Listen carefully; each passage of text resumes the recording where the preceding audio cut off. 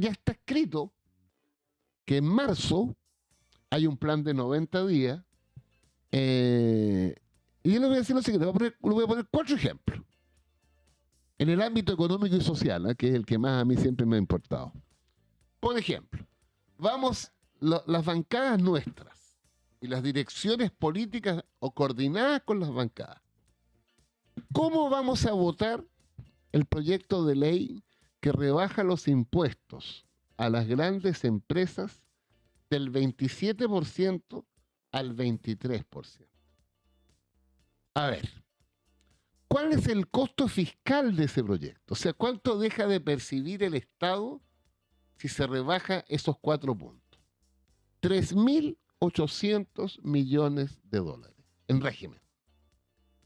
¿Está el Estado de Chile en condiciones de restarse 3.800 millones de dólares cuando tenemos deudas pendientes en salud, en educación, en vivienda y en pensiones? Si yo fuera parlamentario, votaría en contra. Pero con argumento. Claro, el que nos está dando ahora. Pero te quiero agregar además, ¿quiénes son los beneficiarios de esta rebaja de impuestos? No son los 18 millones de chilenos que seguimos pagando el IVA. No son la pyme, que son el 98% de las empresas. Ahí hay otra medida. Los beneficiarios de esta rebaja es la gran empresa. Entonces, ciudadanos, veamos qué es la gran empresa. La gran empresa en Chile son más o menos 14.000 de 1.000.000 de empresas, que es como entre el 2 y el 3% de las empresas. Pero ojo, ese 2% de las empresas facturan, escúchenme bien, el 85% de todo lo que se vende en Chile. Ese es el nivel de fuerza. Y dan más o menos trabajo formal al 50% de los trabajadores. Entonces, ¿está el país en condiciones de devolverle a esos dueños de las grandes empresas en régimen 3.800 millones de dólares? No. Eso es lo que tiene que hablar la oposición. Estamos hablando de 2 meses más, 3 meses más. Pero quiero decir lo siguiente. Incluso el argumento, pues, escúchenme bien, el argumento de la derecha para rebajar esos impuestos es el siguiente. Si yo rebajo impuestos a la gran empresa, esos empresarios van a invertir más, van a generar empleo y el producto va a crecer. Vamos a hacer la lógica. Claro. Pero síganme bien. Un punto de crecimiento en materia de recaudación fiscal son 570 millones de dólares. Tú le estás devolviendo 3.800. ¿Cuánto tendría que crecer la economía para compensar lo que deja 5 o 6 veces? 6 puntos. Y todo el mundo sabe que eso es inviable. Claro. Fíjate que la presidenta del Banco Central, Rosana Costa, en entrevistas que no le gustaron al Mercurio, porque la criticó, la consideraba muy pesimista. Fíjense lo que dice la presidenta del Banco Central. Crecimiento económico este año 2,4. Crecimiento económico el 2026 2,5. Crecimiento económico 2027 2. La presidenta del Banco Central. Entonces, la lógica, la argumentación de la derecha, oiga, sáqueme, devuélveme plata, porque yo voy a invertir más y voy a crecer más. Bueno, ese crecimiento, en la fantasía, un punto de crecimiento implica 570 millones de dólares de recaudación fiscal. ¿Cuántos puntos de crecimiento requeriríamos para compensar los 3.800 millones que estamos devolviendo? 5 o 6 puntos de crecimiento. Completamente inviable. Qué fuerte. O sea, usted dice que en este caso la oposición al gobierno tendría que estar como ahí votando para que estas cosas no se lleven a cabo. Claro, Esta un ejemplo. cosa, un ejemplo de las Ya, cosas de Macondo. segundo ejemplo. Claro, pues de ahí. En la propuesta está la eliminación del impuesto a las ganancias de capital. Les voy a explicar, ciudadano. Yo te compro acciones a ti y te pago 100 y te las vendo a ti en 150. En la pasada yo me gané 50. Sí. Hoy día, de esos 50 yo tengo que pagar el 10% del impuesto. La propuesta es eliminar. ¿A quién beneficio yo si elimino el impuesto? A un grupo muy reducido de los que tiene para compran pagar y acciones. venden acciones. 150 millones de dólares. Claro, no hay una movilidad directa a trabajadores, No, no, no. ¿A quién compra y vende a la acciones? empresa en sí, claro. Claro. Ahora, tercer ejemplo, que a mí me obsesiona, Ujú. pero les quiero decir que es impresionante. Que dejen de pagar contribuciones los mayores de 65 años en su primera vivienda. Este es el primer paso, porque después viene la eliminación total. Pero me voy a concentrar en el primer paso. Fíjense que la persona que hace la propuesta y que la explicó en la tercera hace como un mes, dice que en Chile, estoy confirmando esos datos, pero Sí, sí. en Chile hay 1,5 millones de personas mayores de 65 años. De ese 1,5 millones, 1.100.000 viven en casas que no pagan contribuciones, están exentas. Me quedan 400.000, ¿no es cierto? Eventualmente beneficiarios. Pero eso hay que restarle en que la legislación actual para los mayores de 65 años, que de acuerdo a la ley tienen que pagar contribuciones, pero si esos mayores de 65 años acreditan un ingreso igual o inferior a 1 millón de pesos, quedan exentos. Le agrego a los mayores de 65 años la legislación de hoy, que tienen un ingreso igual o inferior a 2 millones de pesos, entre 1 y 2, pagan la mitad de las contribuciones. Entonces, ¿qué me queda? Me quedan unos 200.000, entre ellos me incluyo, que si esto se aprueba, escuchen lo que les voy a decir. De acuerdo al equipo económico de Quirós, es un costo de 170 millones de dólares. O sea, nos devuelven 170 millones de dólares. ¿Que salen de dónde? De No pagar. no pagar las contribuciones. Perfecto, ya. ¿Quién pierde? Los municipios con los cuales reciben a través del Fondo Común Municipal. ¿Qué es lo que dice el equipo económico de Quirós? Como no se puede cerrar Puente Alto, Claro. ¿estamos? Entonces lo compensamos, lo que me están devolviendo a mí, lo compensamos con impuestos generales. Ya. Pero resulta que la mitad del impuesto general en Chile, otra anomalía, es el IVA. Y ahí entramos todos. ¿De cachai? Entonces, ahora quiero decirte que aquí hay una... acabo de leer en el Mercurio. Oye, y Ya. uno no lo está... Es que uno, si usted no lo explica así Obvio. pedagógicamente, no. Mira, ya. en el Mercurio de hoy día viene una cosa que me llamó la atención. Un señor de apellido Bonito o Benito. ¿Puedes buscarlo? Lo estoy buscando. Mira, es una carta al director donde él se presenta como, escúchenme bien, el asesor en materia de contribuciones de la Asociación Chilena de Municipios, que no es la Ya. grande, es la que agrupa bien a los alcaldes de derecha. Y él dice que, ojalá, no hay problema. Esto cuesta, eliminar las contribuciones, la que ya que dije, 450.000 millones de pesos. 450.000 millones de pesos es lo que deja de percibir, según esta asesora, los municipios. Que vendrán siendo compensados con No, lo que pero dice no, usted. él dice no. Él dice no. Y oye, se compensan echando a todos los operadores políticos del gobierno. Ya, pero eso Pero como- por favor, quiero que lo leas. Estoy en eso. Ayuden ahí, por favor, a Francisco Canales. Cartas al director Eso del salió Mercurio. hoy día. Hoy. Entonces, primero hay que ponerse de acuerdo en los números, que no. De acuerdo al equipo económico de Quirós, Cuerpo veo, ¿no? no, página A2, Chuta, ya. tercera columna superior derecha. Oye, es una obsesión mía, pero escúchenme. Lo que quiero decir es que hay que ponerse de acuerdo. La propuesta del equipo de Quirós dice que el costo de estos son 170 millones de dólares. Este otro señor habla de 450.000 millones de pesos. Estoy hablando de 400 millones de dólares. Pero dice que ni siquiera se puede compensar. Esto se compensa con la salida de los 2.500 cargos de confianza política y de los asesores de esos, que son como 8.000 más. Ahora díganme, este señor que escribe en el Mercurio y que es el asesor de los municipios más afectados por esto. Oye, nadie habla que en Vitacura, Las Condes, Providencia, La Reina, Lo Barnechea, esta política significa un golpe directo a esos municipios. Porque les recuerdo, ciudadanos, que si a mí me eliminan la contribución, lo que yo pago, 2/3 se van para el Fondo Común Municipal. Pero 1/3 se queda en mi comuna, en Las Condes. Y entonces es insostenible de ninguna manera. Pero ahí se quedan callados. Cállate el asesor. Pero y eso, profe, así con pera y Y manzana, perdón, esto lo hablamos en su minuto. lo hemos hablado No, acá. sí, pues, lo he sí. explicado. Aquí se hizo una clase sobre el proceso de eliminación de contribuciones y de los dineros que se Sí. perdían para las comunas más populares de Chile, sobre todo la región Pero metropolitana. en el contexto que somos oposición, ¿qué van a hacer? Eso, ¿qué tiene que hacer la ¿Qué oposición? van a hacer ahí? las bancadas parlamentarias con respecto a este tema?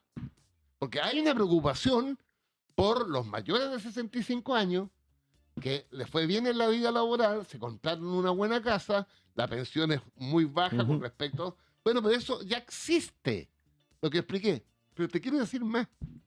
Marcel, antes de irse, mandó un proyecto de ley que está en el Parlamento, que fue aprobado en la Comisión de Hacienda de la Cámara de Diputados. Cuando llegó a la sala no se pudo votar porque no llegaron todos los parlamentarios. Ese proyecto es muy simple. Reduce incluso a los mayores de 65 años y les da un monto fijo que reemplaza su pago de contribuciones, que es el 5% de sus ingresos. Pero fíjate bien, como eso implica una reducción del Fondo Común Municipal, Marcel dice, lo vamos a compensar, lo que perdemos por ese lado, Claro. con dos medidas. La municipalidad de Los Barnechea le aporta al fondo hoy día el 60% de sus contribuciones, pasa a aportar el 65%. Y la municipalidad de Las Condes, que es la que más recibe por contribuciones, hoy día aporta el 65% y pasa a aportar el 80%.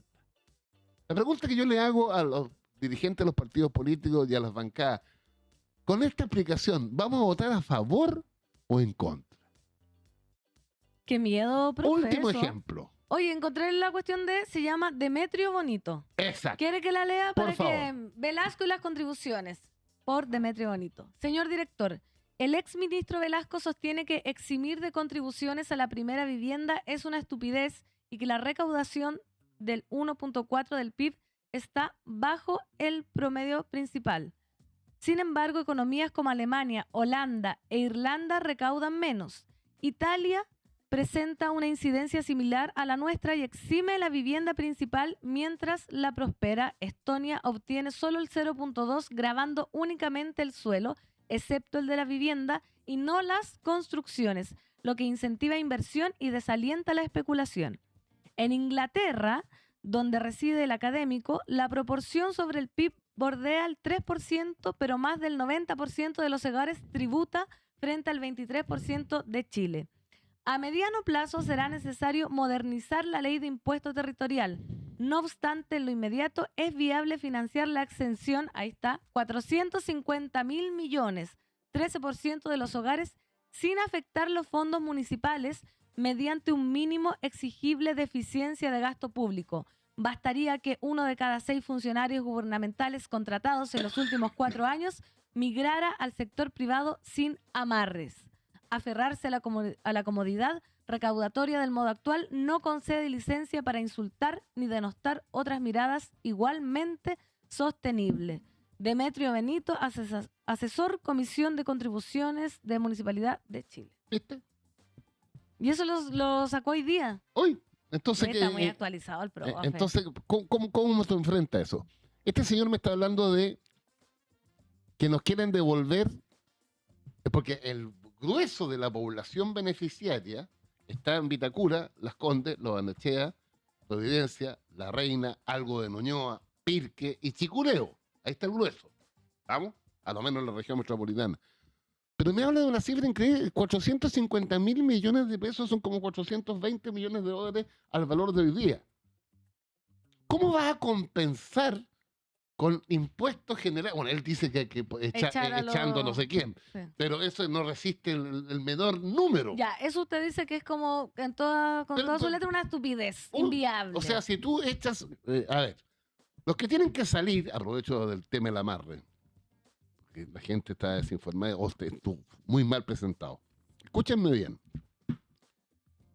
En Chile, cuando llega un presidente, tiene que nominar más o menos de confianza de él 2.500 cargos.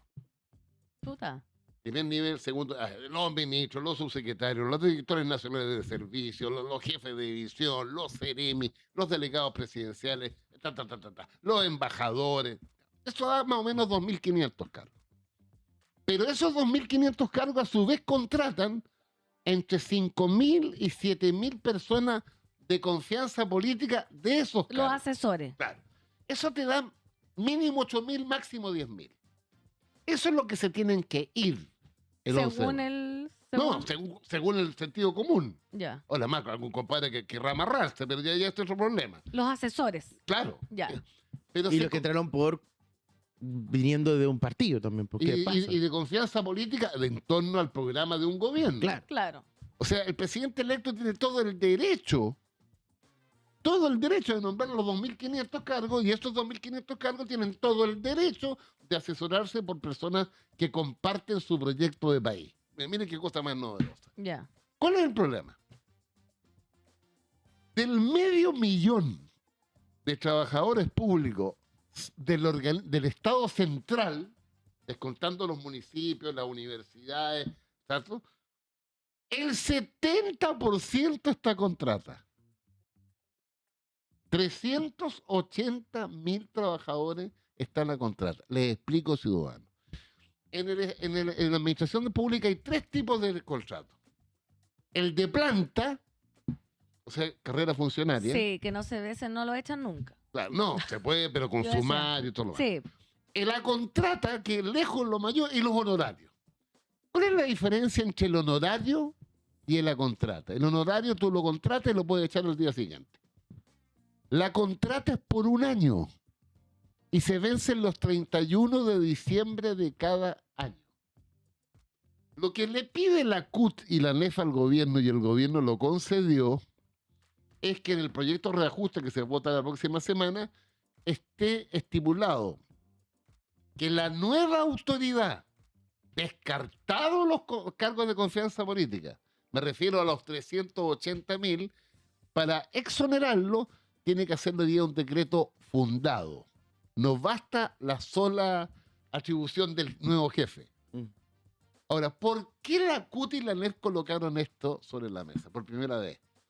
Porque durante la campaña escuchamos a los candidatos de derecha, unos más que otros, decir que había que eliminar, bueno, Kaiser fue el más directo, 150.000 empleos públicos.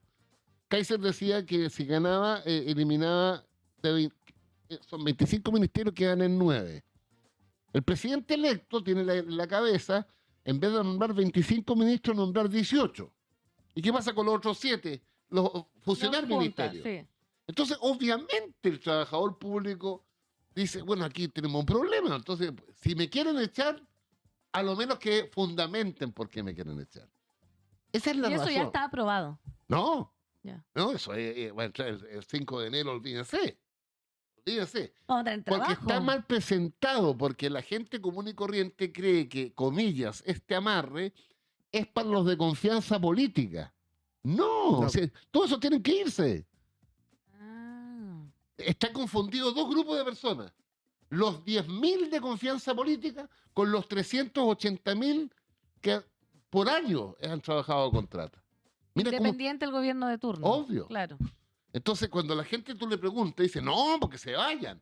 Porque está pensando no en el compadre que lleva 10 años a contrata, sino que está pensando en el 14º asesor de un ministro que lo trajo al partido político. Y que esos contratas, recordemos, no están bajo el amparo, por ejemplo, Del de una, estatuto administrativo. claro, de una indemnización de No, daño de no, servicio. Ninguno. Mira, ningún funcionario de planta, de contrata y honorario tiene indemnizaciones en el aparato público. Ninguno. Ninguno. Ahora, ¿por qué?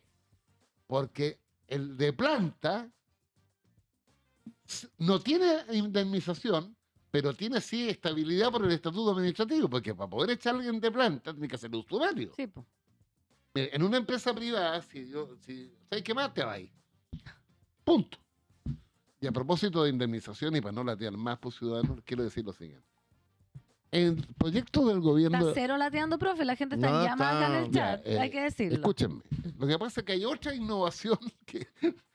Ayer leí un artículo en La Tercera de un chileno que trabaja en el London School of Economics, pero que es experto en las derechas latinoamericanas. Y tenía una cosa muy cierta que dijo, las nuevas derechas no están inhibidas, son la derecha de verdad. Claro. ¿Ah? No es la derechita cobarde que decían los republicanos. ¿Ah? No, son la derechita de verdad. Entonces, oye, y esto es completamente legítimo, si es debatible, pero miren lo que pasa en indemnizaciones. La historia de las indemnizaciones tiene que ver con la historia del derecho del trabajo. OIT 1919, la primera organización internacional después de la Primera Guerra Mundial. ¿Qué dice el Chile en las indemnizaciones?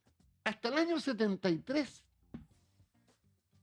la indemnización la pagaba el empleador cuando echaba a un trabajador. ¿Y cuál era un mes por año? Sí. O sea, si había un ciudadano que había trabajado 20 años y el empleador lo echa, muy bien, se va con 20 sueldos más el sueldo de vacaciones. ¿Vamos? ¿Cuál era la lógica?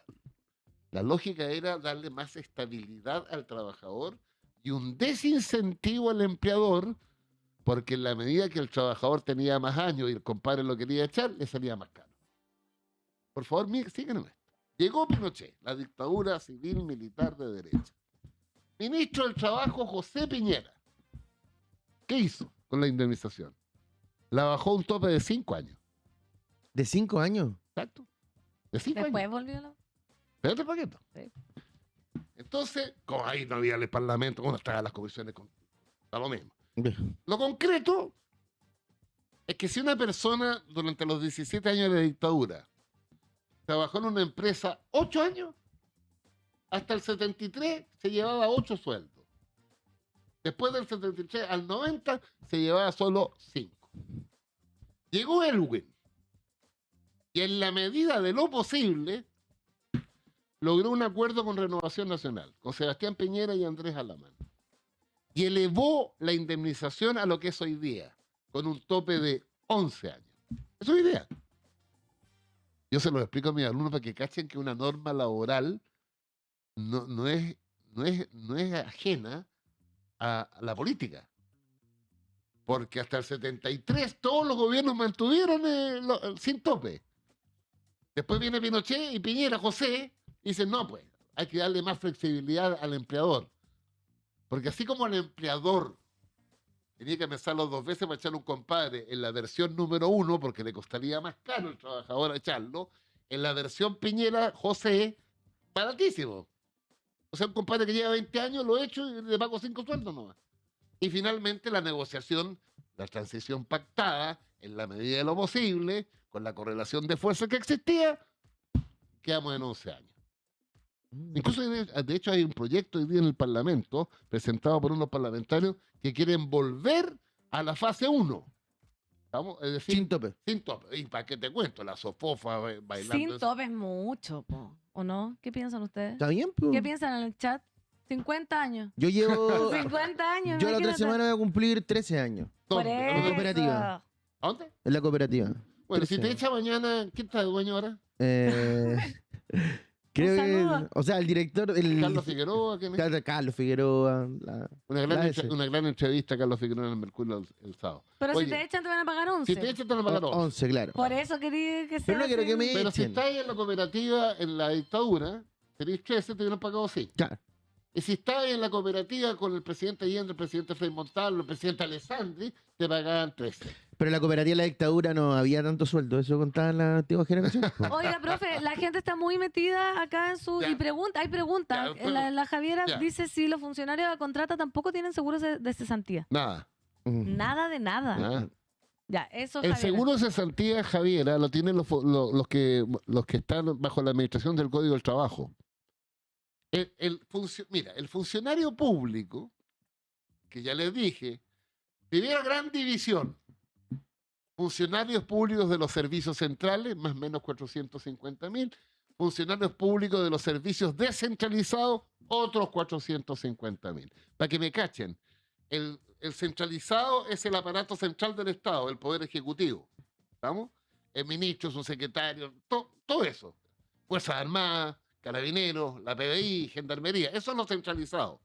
Los descentralizados son los municipios, que son en cantidad enorme de gente, las universidades públicas, que hoy día son 18, los CFT públicos, las empresas públicas, Codelco, ENAP, Banco Estado, ENAMI, TDN, ¿estamos? Ese es lo descentralizado. Al final son casi 950.000 personas los que están en el aparato central. Quiero decirle que 950... ¡Uy! No, sí estamos al aire. Ah. Se cayó el retorno. ¿No? Quiero decir lo siguiente. Este es otra de las cosas que es increíble, que la ya no tiene por qué saberlo, hay que explicarlo. Sí, la gente está haciendo muchas preguntas. No, la Está derecha, bueno. la derecha dice bueno. que el Estado en Chile es enorme. No. El Estado en Chile no tiene más que el 20% del producto. Les agrego lo siguiente. El Estado chileno, su financiamiento es equivalente al 21% tributario sobre el producto. En Europa el 34%. Calculen. El Estado chileno tiene su personal, reunidos todos, el 8% de la fuerza laboral. En América Latina el promedio es del 13%. En Europa el empleo público en promedio es el 30% de la fuerza laboral. Pero no han metido el dedo en la boca que el Estado es muy grande. Muy grande, porque hay 4 o 5 compadres de más atendiendo un teléfono. Para afuera. Pero, ahora, fíjense, este Estado vilipendiado se hace cargo del 80% de la salud. Esta es lo de FONASA. Yo estoy en ISAPRE. Yo no dependo del Estado. Y somos el 17%. El 80% del Estado financia la salud pública. Ojo, matrícula, básica y media. El Estado financia, escúcheme bien, el 91% de la matrícula. Financia los SLEP, financia los municipales y una vez que se terminó el financiamiento compartido, financia al particular subvencionado. ¿A quién no financia el Estado? Al 9% de la matrícula, donde estudié yo, mis hijos y mis nietos. ¿Quién paga eso? Los padres y apoderados. ¿Cuánto pagan en promedio esos padres y apoderados? 500 lucas. ¿Cuánto paga el Estado para el 91% de la matrícula en la subvención? 150. ¿Estamos en condiciones de rebajar impuestos al 2 o 3% más rico cuando solo duplicar la subvención escolar para el 91% de la matrícula, que hoy día cuesta 9.000 millones de dólares, solo para duplicar, para que la brecha entre el particular pagado y el resto no sea como es hoy día, 1:4, sea 1:2, habría que gastar 9.000 millones de dólares más.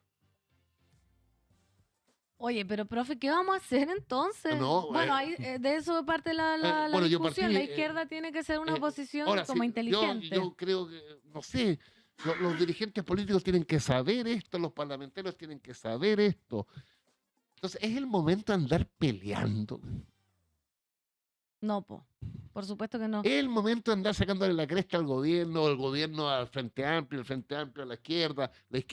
Por favor, ¿en qué mundo viven, güey? Me encanta, el profe se enoja y para que se enoje más. Le voy a poner un ejemplo. Le voy a hacer una autocrítica, pero que realmente a mí me impresiona. Mire.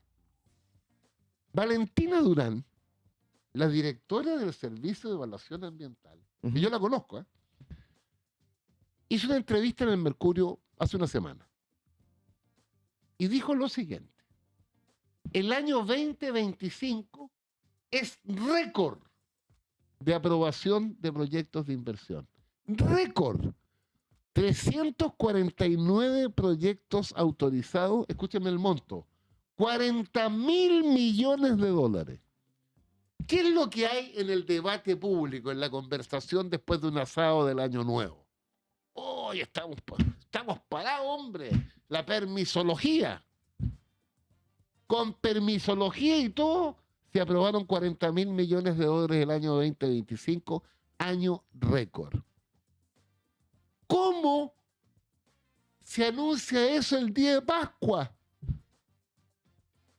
¿Por qué no se anuncia antes? ¿Por qué no se va a los canales de televisión? Miren el impacto. Yo soy crítico a algunos de estas... yo siempre tengo dos ejemplos. Los naranjillos. Hay un proyecto de tierra rara que se frenó porque había 5 naranjillos. No sabía qué cresta los naranjillos, un árbol. ¿Estamos? Ya, y la cuaca en pelota, que yo vi en las cartas del director una pelea donde la Seremi de Medio Ambiente de la región metropolitana sostenía que no podía autorizar la construcción del Instituto del Cáncer porque no había en los jardines de ese proyecto una caminata para las hormigas. O cuando se frena el proyecto en Padre Hurtado con Manquehue, no, Padre Hurtado con la Kennedy, porque se descubrió una ruca mapuche a 3,5 kilómetros. Tú te quedas con eso. Esos son problemas que hay que enfrentar. Y Grau sacó el avance en permisología. Claro.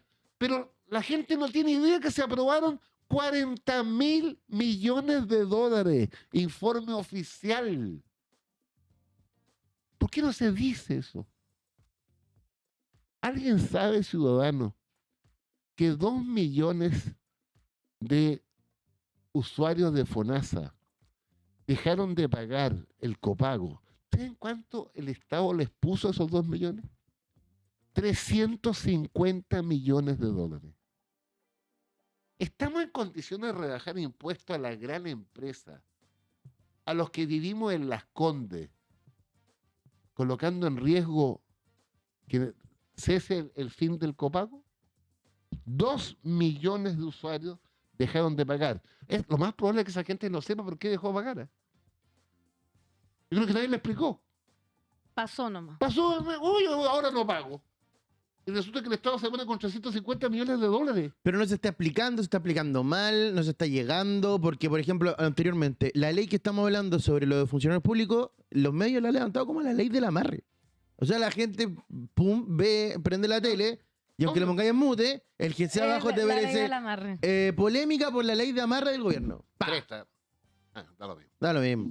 ¿Hay papelito? No, sí, Todavía da lo no hay. mismo. Ya está. Oye, pero entonces, ciudadano, empecé con lo siguiente.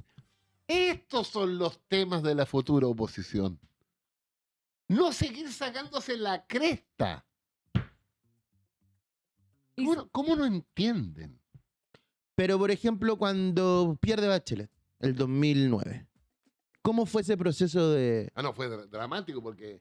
Hubo cuchillos largos. Oh, no. cuchillo Cuchillo, largo. Cuchillo Daga. carnicero, güey, carnicero. Bueno, porque ahí, el 2009, tú cierras un ciclo de 20 años. Sí, po. Y resulta entonces que lo que se expresó en esa elección tenía dos miradas, claramente distintas.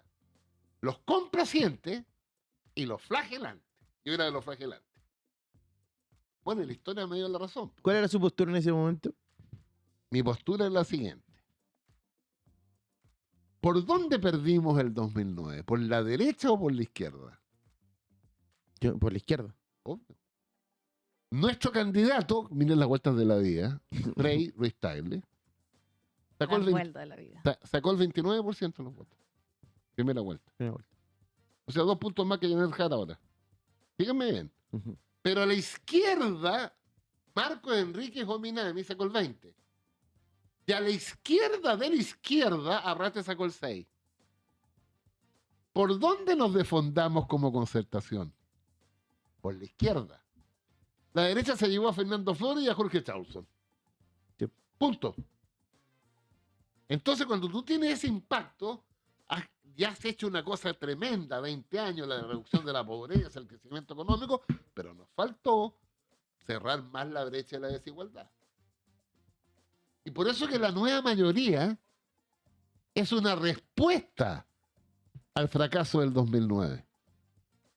Y esa respuesta tiene que ver con la ampliación de la coalición, Partido Claro. Comunista, y con un programa de reformas más estructurales que encabezó Bachelet II, y que la derecha hasta el día de hoy la responsabiliza. O sea, fue una respuesta buena. Estamos Claro, ahora... el problema es que la nueva mayoría también fracasó porque los integrantes de la nueva mayoría no tenían acuerdo, ni en el gobierno había acuerdo sobre los programas, la reforma tributaria de Bachelet, costó un mundo, la reforma educacional de Bachelet, el fin del copago, la selección de otra manera, sin pituto, el fin del financiamiento compartido, el fin del lucro.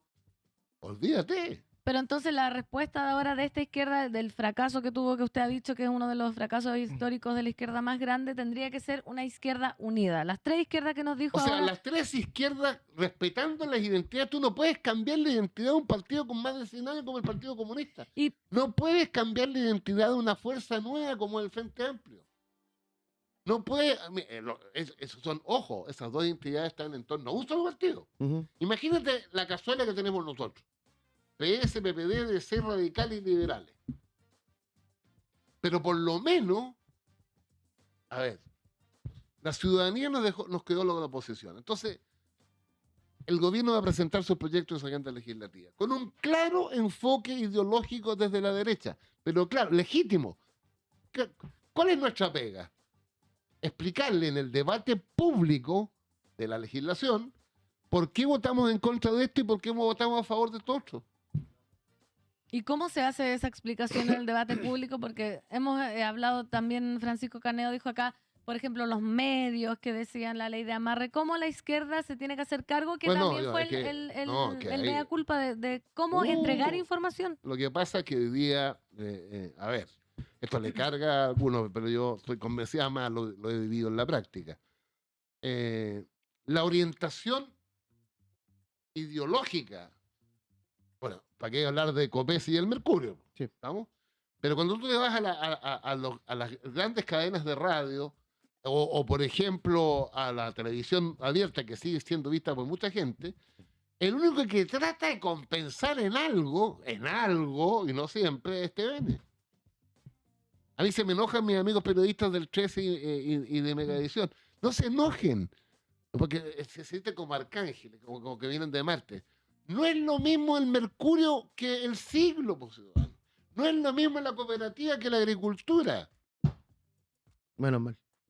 ¿No cachan de que en democracia los medios representan una línea editorial que debe ser concordante con los dueños? Me imagino yo. Po. ¿Ah? Entonces, hay un déficit brutal. Ahora, el gobierno tiene mucho poder, sí. La moneda tiene mucho poder comunicacional. Bueno, para que usarlo, pues. Pero, bueno, no voy a decir No nada. voy a decir nada. Sí, no voy a decir nada. No voy a Pero, decir profe, antes de que vaya cerrando, porque ha hablado mucho usted, lo acaba de decir, como no se puede cambiar la ideología de un partido histórico como el comunista, como el Frente Obvio. o como el Frente Amplio. Le quiero preguntar sobre el último informe del Comité Central del Partido Comunista, donde ahí ya empezaron un pequeño debate porque en este informe se plantea impulsar hitos de movilización amplia y unitaria como un 8 de marzo masivo y el 1 de mayo como una respuesta democrática social, y algunos sectores de la izquierda llamaron o entendieron esto como hoy están llamando a la movilización, va a quedar la embarrada. Bueno, para que tú veas la... ¿Qué piensa de este llamado? Pero ¿cómo le vas a pedir al Partido Comunista? El segundo partido más grande comunista de Occidente al 11 de septiembre del 73. En la última elección los comunistas sacaron el 16% de los votos, marzo del 73. Hoy día tienen entre el 5 y el 6. Tiene una inserción social más que ningún otro partido de la izquierda y la centroizquierda. ¿Que no van a celebrar el 8 de marzo? No es que lo celebre el Partido Comunista, es el Movimiento Internacional de Mujeres. ¿No va a celebrar el 1 de mayo? Claro, lo que dice el informe, que fue un poco cuestionado por otros partidos, fue reinstalar la movilización social como eje visible a la oposición, con hitos masivos y unitarios. Vincular estas movilizaciones a la defensa de derechos sociales y a una respuesta frente a posibles retrocesos Yo te voy a decir lo que hubiera dicho yo en el Comité Central. del Partido Comunista. Sí, Ya. me voy a poner ahí. Claro, El resto del abrazo. La batalla principal se va a dar en el debate público y en el Parlamento. Ahí está la batalla principal. Porque si tú, antes de eso, empiezas a salir a la calle, la gente lo único que quiere es orden, ¿no? Sí. claro. Vamos, también es no leer bien lo que demanda la gente común y corriente, que debiéramos representarla. ¿Vamos? Entonces yo creo que, claro, pero esa es una elaboración del Partido Comunista. El Frente Amplio dirá otra cosa, la centroizquierda dirá otra cosa. Pero cualquiera de esas cosas, lo que requerimos es unidad de estas tres identidades para enfrentar lo esencial. En mi opinión, el programa que ganó la elección es claramente proempresarial. Y cada una de las medidas está en función de el gran, ni siquiera la empresa en general, No. de la gran empresa.